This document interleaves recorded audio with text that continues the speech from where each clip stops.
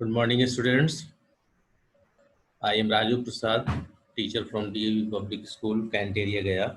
Today's lesson is A Tiger in the Zoo. It is a poem written by Leslie Norris. So, let me have some time to share the content there. So, share a screen should be done.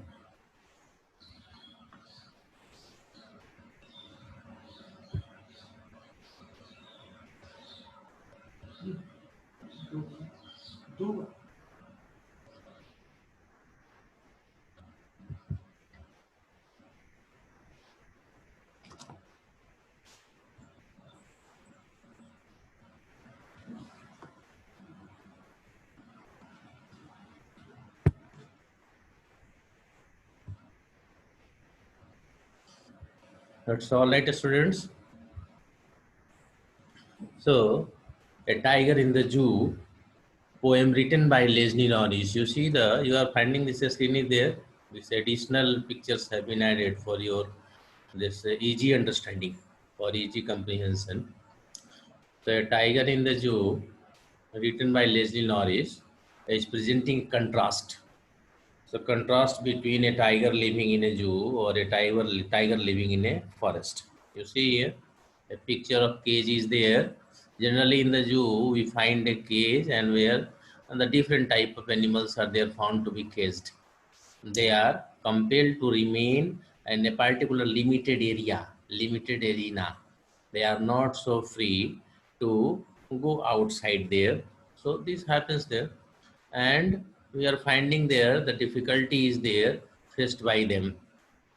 So now let us go for the another slide. A tiger in the zoo title is nothing difficult for you. Tiger is a living animal, living being is there, and it is kept in a zoo. Now see the another page, another screen is there for easy understanding. Now this about the poet George Leslie Norris was a prying in winning Welsh poet and a prolific writer. He is considered as a Welsh writer of the post-war. His literary works have won many prizes. His famous works are Finding Gold, The Loud Winder, Phoenix Living Poet Series, Ransoms, etc. So he has been not an ordinary writer, prize winner he is. He is from Wales.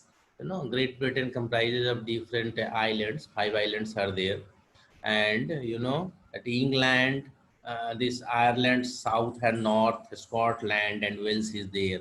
Wales is a small island out of all 5 islands. So they are from his, and many literary works he has done, and all have almost many of them have been awarded also. So now the introduction of the poem is there. A Tiger in the Zoo poem, introduction part you see. The poem written by Leslie Norris explains the agony. Agony is the pain, mental pain and helplessness that a tiger is how helpless if it is kept out of its surroundings, out of its natural habitat, if it is caged there somewhere, and the tiger that lives in a zoo. So I told you that the poem is presenting a contrast between the two tigers. One is living in a zoo, kept in a cage, and another is there that living in a tiger. We'll be finding when the poem will begin, we'll find that how the situations are moving from where a tiger is kept in a zoo and it is now going to a natural living place where the tiger or other one is living in a natural habitat. The poet is explaining what his life could be if he had been a free animal. The poet has tried to explain about the condition of animals that are caged by human beings for their own fun.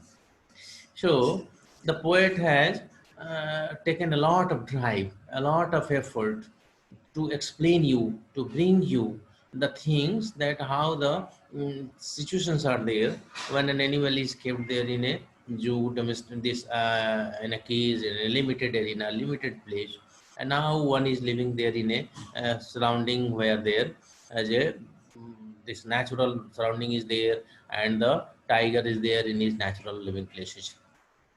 So this is the second part. You see the picture is there of the writer. Leslie Norris is there, and a thoughtful mode is found. Now the next is there. See, I have added another pictures also for your convenience. Now see, three pictures are there, and one is there of the deer, another is there of the tiger, living in a natural habitat. Another is there living in a cage. So these three types of pictures are there. See here, a tiger in the zoo. The poem contrasts a tiger living. The poem contrasts a tiger in the zoo with the tiger in the natural habitat. That the poem moves from the zoo to the jungle. So I told you that the poem is presenting a contrast with the different tigers, two different tigers. One is there in the zoo, another is there in the natural surrounding, natural habitat, natural living place, that is the forest area. And the poem is found to be, when you read, found to be moving from the zoo to the jungle area. And then again to the zoo also. Read the poem silently once and say which one speak about the tiger in the zoo and which one speaks about the tiger in the jungle. Which ones speak about the tiger in the jungle? So you have to find out this stanza where the tiger in the zoo is presented and when the tiger in the natural habitat is presented. Now see the content is there. Contrast is generally it is not difficult to this have the meaning of contrast. Contrast is the dissimilarity. Compare means similarity finding. Contrast is dissimilarity finding. So it is the dissimilarity that is shown here. So contrast is presented here. Now see the first four lines are there. He stalks in his vivid stripes, the few steps of his cage on pads of velvet quiet, in his quiet reach. These are the first four lines. It is their stripes, keys, quiet, reach. So stripes, see the rhyming scheme, stripes, keys, quiet, reach. So stripes, the sound of the last letters of the stripes is not matching with any of the uh, word that is found in the second and third and fourth line. So that is why first line will be A, second line will be B, then third line will be C. It is also not matching, and fourth line is matching with the second line. So it is AB, AB, AB, AB, CB, AB, CB. It is AB, CB. Everywhere it will be AB, CB like. See here the shadow, grass pass, wood is there. So AB, CB. Now next you see houses, is, clause, village. So it is again ABCB. Now sale, bars, cage, visitors. It is ABCB. Again, sale, bars, visitors. So ABCB. So now let us go for the first four lines. A stalks in his vivid stripes. Personification is used here. See, he is referred for. It is everywhere in all the four lines. Next four lines means all the stanzas you'll find that the tiger has been personified. So he is referred for the tiger itself. Stalks his strides. So advancing forward in vivid is clear. Vivid is clear. Stripes his spots. Lining is made there on the body. So who is stalking? Who is striding? And his vivid stripes means the tiger there and is stalking or striking. This striding and his clear stripes or this linings made on his body. The few steps of his cage and he is striding. How many steps? A few steps only, not more, less only. So few steps of his cage. He advances there in cage. In the first line, you found alliteration also. A sound is repeated twice, stalks, stripes. So alliteration is there. So he stalks, the tiger strides in his clear linings, body linings on the body, means that is spots there. The few steps of his cage, and it is going to advance, the move forward, only few steps of his cage. And it has got this paddy legs, cushioned legs are there, and it is moving peacefully. Pads of velvet, velvety pads are there, cushioned pads are there, legs are having cushioned. It is similar to the cat is also having, all the species or the animals of the similar species are having the similar cushioned legs. So tiger is also, lion is also, this cat is also. So they are having, it is having a cushioned leg, and that is why no sound is being created. Peace is there being found out, and it is there having anger but peaceful. Here quiet rage. See, rage or anger is there, but peaceful anger is there. Oxymoron. One device is there. Oxymoron. OXYMORON. Oxymoron. Opposite meaning words. Quiet is adjective, and it is connected with noun. So peaceful anger is there. Now go for the next four lines. He should be lurking in shadow. Lurking is hiding in shadow of a tree or something, sliding or slipping, past moment, slide or slip, SLIP, slipping through long grass near the water hole. Water hole is referring to water content, water body, it is a water reservoir, pond maybe, river maybe, brook maybe, rivulet maybe, where plump deer pass. See here, plump, thick. Plump is referring to thick or fatty. Deer, picture you see deer, so deer pass or move there. So who should be lurking? Again personification. So tiger should be hiding in a shadow, making a fast movement through longer grasses where it could hide. And it is going closer to the water content area. What for? Drinking water? Maybe the deer is also coming for drinking water. It is also going, and there it may be having a hunt of hunting, making a prey of the deer. So where the fatty deer will be passing or moving, there it is going. Purpose will be the making a prey of the deer. So now see here, in the first stanza you found, four lines you found that the tiger was there in the zoo. In the second stanza, there from the tiger in the zoo, the stanza and the lines have moved to the tiger in the forest. So there you found in the second stanza the tiger which were in the long grass, sliding through long grass, there near the water body. But there in the upper stanza you found the tiger was there in a cage. Now go for third stanza. He should be snarling around houses at the jungle's edge, bearing his white fangs, his claws, terrorizing the village. Again, the personification is there. He is again used. He should be. Who should be? Tiger should be. Snarling. Snarling is roaring and moving angrily. Snarling around houses. So he should be moving around houses angrily at the brink of, at the end point of, at the periphery of jungle. Jungle is the Hindi term used in this poem. So forest area it is referred. So he should be, the tiger should be moving angrily around the houses. It is always found the tigers are never having a jolly mood. They are found to be always in angry mood. Whether you find them in the zoo, whether you find them or whether you find them there in the jungle or the forest.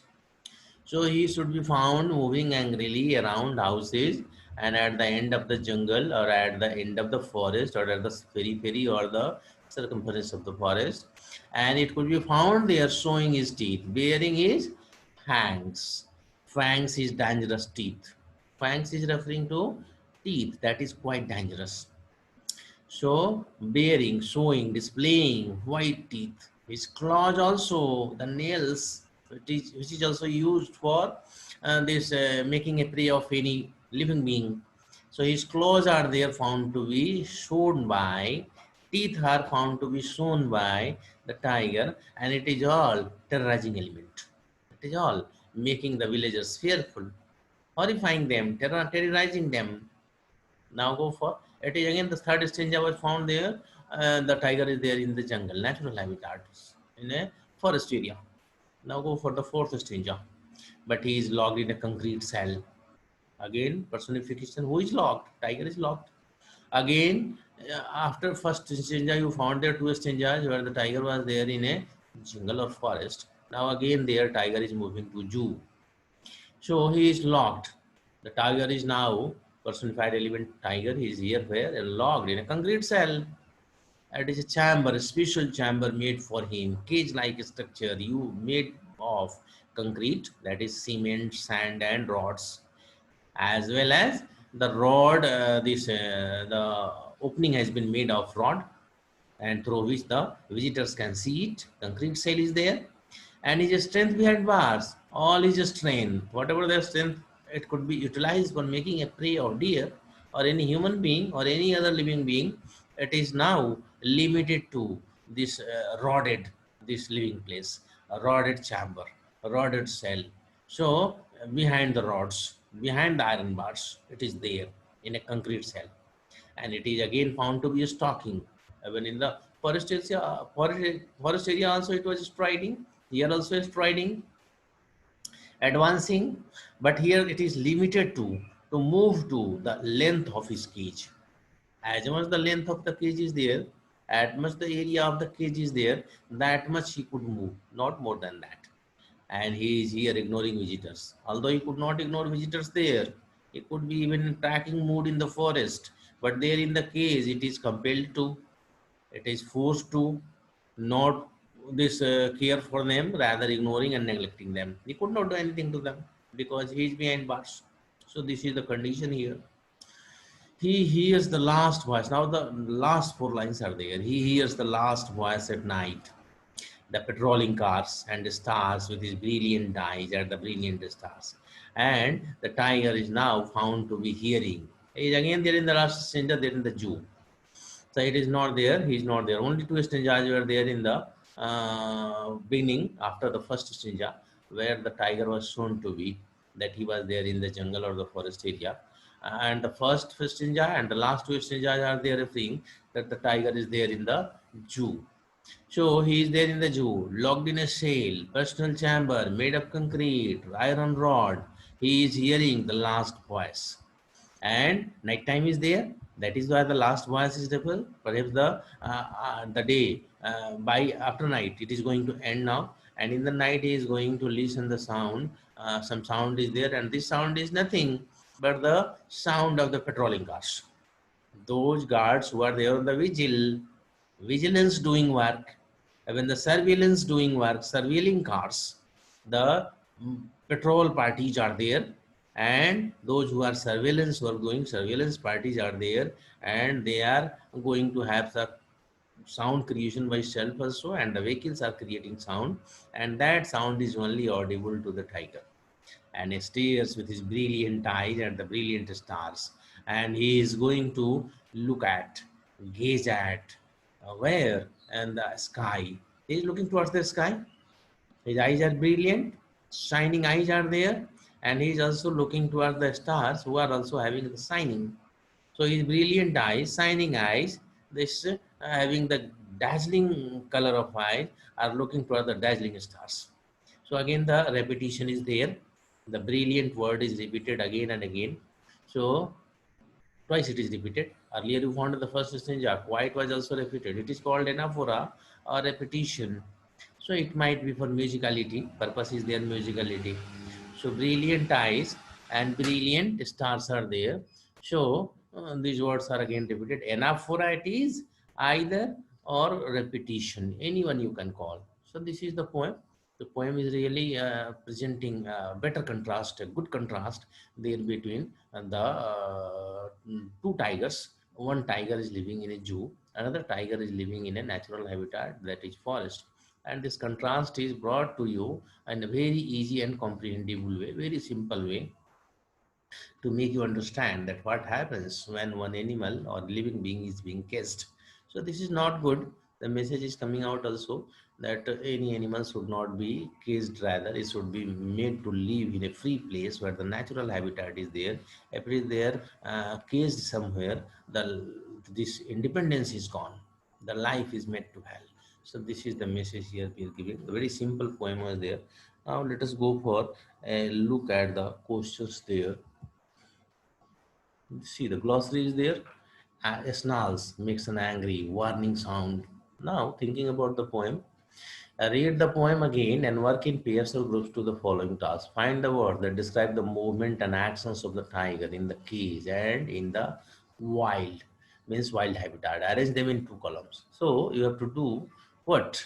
That you will be showing those words in two columns that are describing movements and actions. Okay? So you have to do this, that you have to make linings there and columns there, and write the words that are showing movement and actions. Find the word that describe the two places and arrange them in two columns. You have to find the words that are describing the places. The places, the wild habitat and the zoo is there. So you have to write the words showing places also. Now try to share ideas about how the poet uses words and images. Now see imagery. So image can be presented through the fine art also, picture, and image can be presented through words also. So words are also sufficient to convey you the pictures. So this poem is also sufficient there to convey the picture, one living in a zoo, one living in a natural habitat. Notice the use of a word repeated in lines such as these: on pads a velvet quiet, in a quiet reach. So pads a velvet quiet, quiet reach. Quiet word is repeated again. Twice it is repeated. That it's enough. I told you, musicality purpose is there or the repetition, and stares with the brilliant eyes. As the brilliant is again the brilliant word is repeated twice. So, what do you think is the effect of this repetition? Repetition is that I told you, musicality, and also there stress given. I read the following two poems. So that is the warm-up one. So two poems are there. It is about the tiger. You have to go through, and you have to develop your understanding, and that will be also developing your composition making skill. So that is the poem. You'll be doing the work that is given here. So the chapter now comes to an end, and I will stop sharing now. I will- So thank you very much. We'll be meeting in the next class.